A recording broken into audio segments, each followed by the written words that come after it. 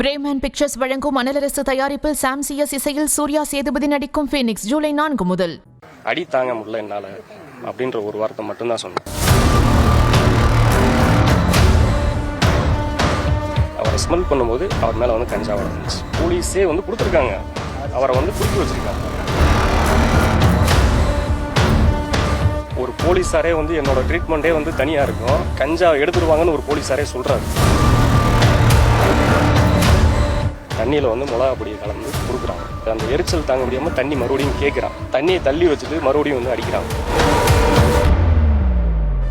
ஒரு மனிதனுக்கு எந்த அளவுக்கு டார்ச்சர் கொடுக்க கூடாதோ அந்த அளவுக்கு டார்ச்சர் செய்து நரகத்தை விட மோசமாக நடத்திய தனிப்படை போலீசின் அட்டூழியத்தின் ஒவ்வொரு தகவலும் அதிர்ச்சியில் உறைய வைக்கிறது.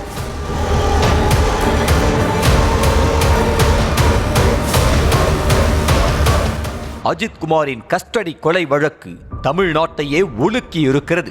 அஜித்குமாரை காவல்துறை எப்படியெல்லாம் துன்புறுத்தியது என அடுத்தவர்கள் சொல்லும் போதே மனம் பதறுகிறது என்றால், அந்த சித்திரவதையை அனுபவித்த அஜித்குமாரின் மனநிலைமை எப்படி இருந்திருக்கும் என யோசிக்க கூட முடியாது. ஏற்கனவே அஜித்குமார் தாக்கப்பட்டதை நேரில் பார்த்தவர்கள் பலர் என்ன நடந்தது என்பதை வெளிச்சம் போட்டு காட்டியிருந்தாலும் தோண்ட தோண்ட பூதாகரமாக தகவல்கள் தான் கிடைத்து வருகின்றன.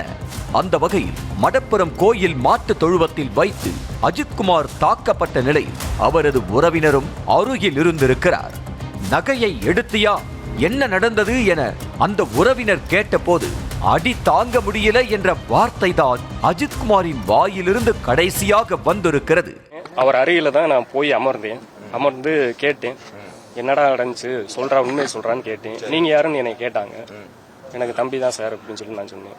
சரி நீங்க கேளுங்க, கேட்டா அவர் ஏதாவது உண்மையை சொல்றாரான்னு சொல்லி கேளுங்க அப்படின்னாங்க. சரி நான் கேட்குறேன் சார்னு சொல்லி சொல்றா அப்படின்னு சொல்லி கேட்டேன். கேட்டதுக்கு அவங்க சொன்ன பதில் அடி தாங்க முடியல என்னால அப்படின்ற ஒரு வார்த்தை மட்டும்தான் சொன்னேன். அதுக்கு மேல அவன் பேசல.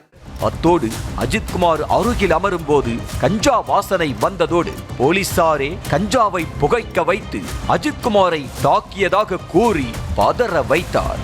அந்த தனிப்படை கும்பலில் இருந்த போலீஸ் ஒருவர் தனது அடிக்கு தாக்கு பிடிக்க வேண்டும் என்றால் கஞ்சா அடித்தால் தான் முடியும் என சொன்னதாக கூறப்படுகிறது. ஆனா அவன் பக்கத்துல போய் நின்று அவளை ஸ்மெல் பண்ணும்போது எனக்கு கொஞ்சம் பதட்டமா இருக்கு, இருந்தாலும் சொல்றேன். அவரை ஸ்மெல் பண்ணும்போது அவர் மேல வந்து கஞ்சா வளர்ந்துச்சு. கஞ்சா குடிக்க வச்சுதான் அவரை வந்து அடிச்சிருக்காங்க, துன்புறுத்திட்டு இருக்காங்க. போலீஸே வந்து கொடுத்துருக்காங்க, அவரை வந்து குடிக்க வச்சிருக்காங்க. குடிக்க வச்சுதான் அவனை வந்து டார்ச்சர் பண்ணிருக்காங்க. இது வழி தெரியாம இருக்கிறதுக்காக இதை கொடுத்தாங்களா என்னன்னு தெரியல. இது போக ஒரு போலீஸாரே வந்து என்னோட ட்ரீட்மெண்ட்டே வந்து தனியா இருக்கும், இதுக்கு வந்து கஞ்சா எடுத்துருவாங்கன்னு ஒரு போலீஸாரே சொல்றாரு. அதையும் நான் காதுல கேட்டுக்கிட்டு தான் இருந்தேன். அடி பொறுக்க முடியாமல் தண்ணீர் கேட்ட அஜித்குமாருக்கு மிளகாய் பொடியை கரைத்து கொடுத்து அந்த போலீஸ் கும்பல் அட்டூழியம் செய்ய மிளகாய் பொடி கலந்த தண்ணீரை குடித்துவிட்டு எரிச்சல் தாங்க முடியாமல் அலறி இருக்கிறார் அஜித்குமார். மிளகாய் பொடியின் நெடி தொண்டையை பிடிக்க மறுபடியும் தண்ணீர் கேட்டு கதறிய அஜித்குமாருக்கு சொட்டு தண்ணீர் கூட கொடுக்காமல் போலீஸ் கும்பல் தாக்குதலை தொடர்ந்திருக்கிறது.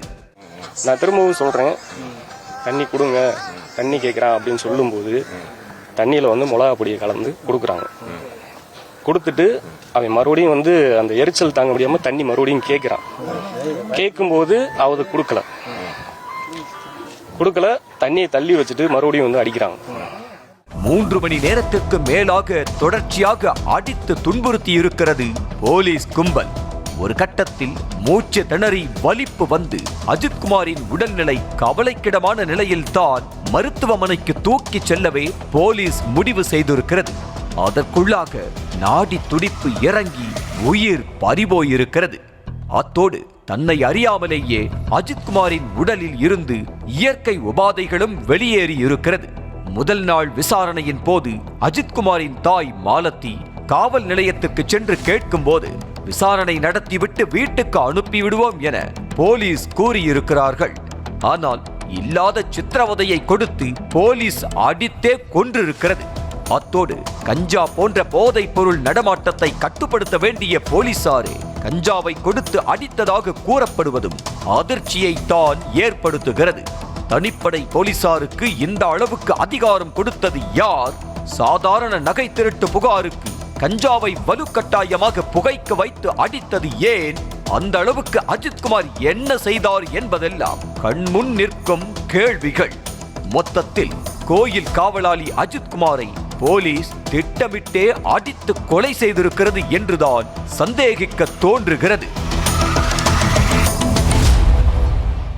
பிரேமன் பிக்சர்ஸ் வழங்கும் மணலரசு தயாரிப்பில் சாம் சிஎஸ் இசையில் சூர்யா சேதுபதி நடிக்கும் ஃபீனிக்ஸ் ஜூலை 4 முதல்